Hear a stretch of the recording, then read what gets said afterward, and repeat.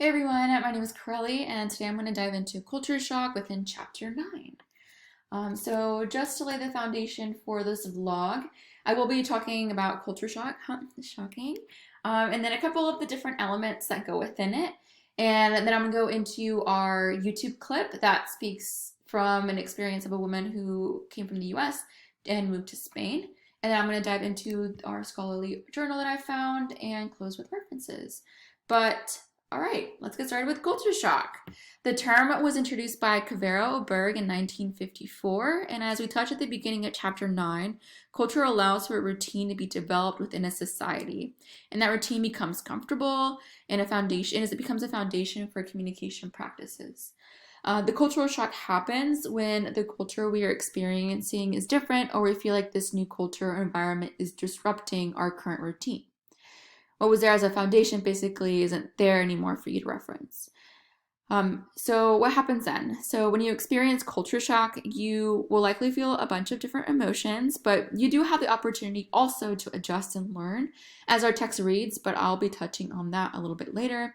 Before I get there, I did want to highlight two important things to consider when talking about cultural changes, and I want to apologize ahead of time because I have trouble saying paradigmatic. But those two things being paradigmatic variation and paradigmatic differences or change.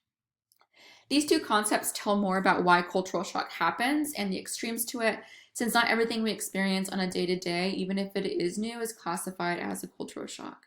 So let's dive into paradigmatic variation first. This is when we find ourselves adjusting from one similar thing to another, still within the same realm. Whereas on the other hand, paradigmatic differences or change encompass something completely new or different. An example to this is, let's just say you're in high school. A paradigmatic variation would be you transferring from one high school to another in the same district. So yes, it's going to be a new high school, but it's going to be a lot of the same elements. So you'll likely still have the same prom schedule, football schedules. You'll be able to hang out with your friends because you're still in the same district.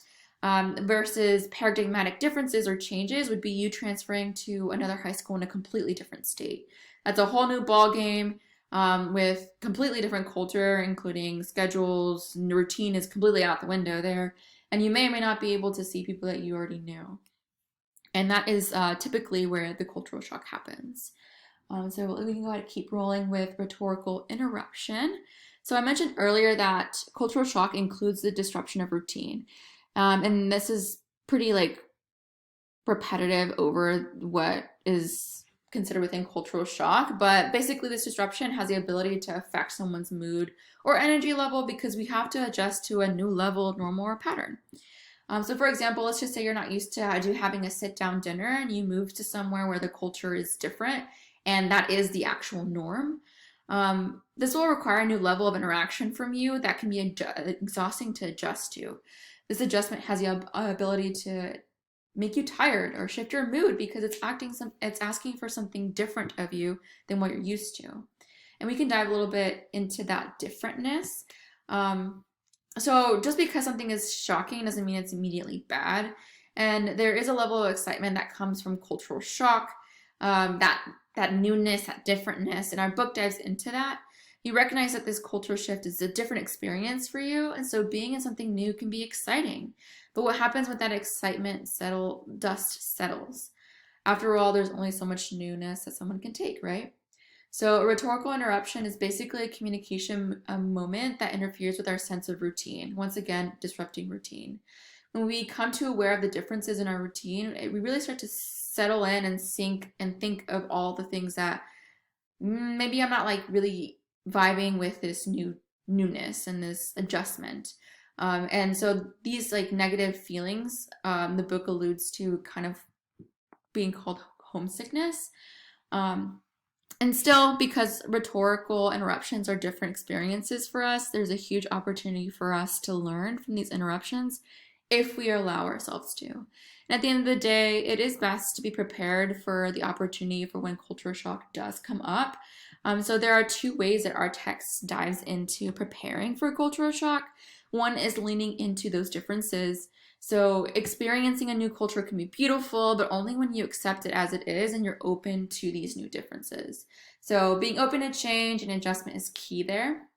And the second way is to always have something that you do or learn or experience anywhere, regardless of the culture. So take journaling, for example. You don't need much for that, and it can be done anywhere. The sameness and the routine of journaling can help you adjust to new changes or disruptions in routine, because at least you'll have something that you do in your day-to-day anyway, and which can be a comforting thing.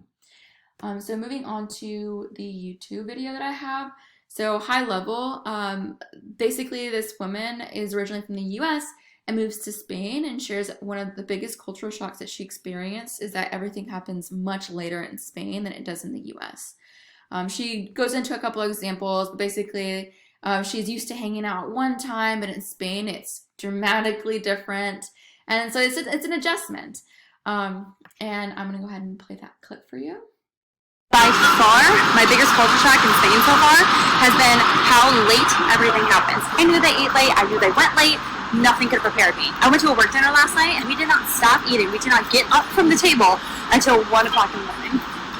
1 a.m. The dinner started at 10:30. I thought they were joking. They weren't. When I told them that growing up in the US, I ate dinner at 6 p.m., their minds exploded. They were like, what? 6?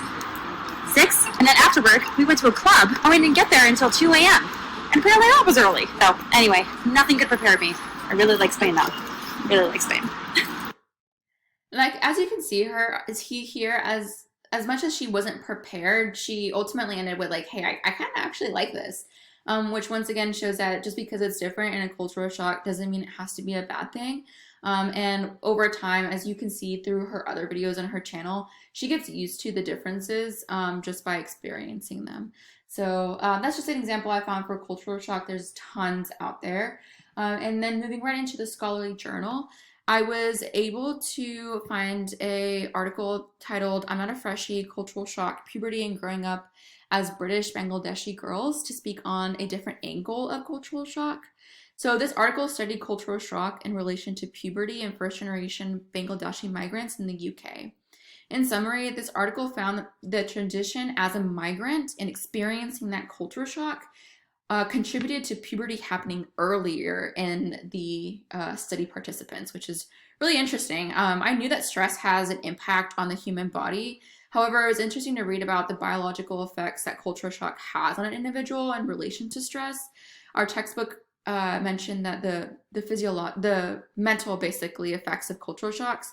But this one just dived more on like the physical aspects of things, which I thought was really interesting and also kind of crazy to think about. So yeah, before I close out this vlog, I did want to share a final sentiment to the conversation behind cultural shock. So I think experiencing cultural shock on either a large or small scale happens to anyone and can happen just about anywhere. I mean, if you go to a new grocery store, that could be a cultural shock for you, depending on like the different foods that they sell and that kind of stuff. So you don't necessarily have to leave and go very far to experience it.